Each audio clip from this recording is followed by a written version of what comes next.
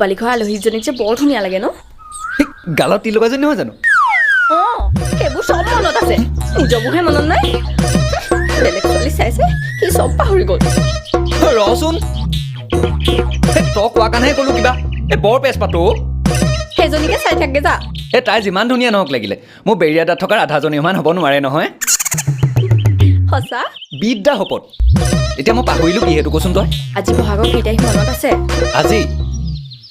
আজি 7 তাৰিখ আজি আমাৰ 9 বছৰ হ'ল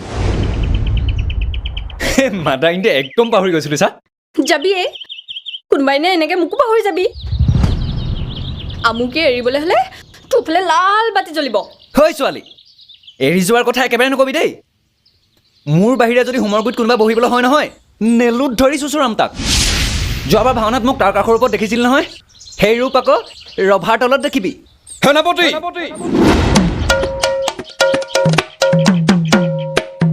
হ'ব মহাৰাজ বলো কেতিয়া নহ'লে মায়ে ঘৰত তাৰকা খোৱাৰ ৰূপ ধৰিব তাই যে ইমান দেৰি কৰিছে আন্ধাৰ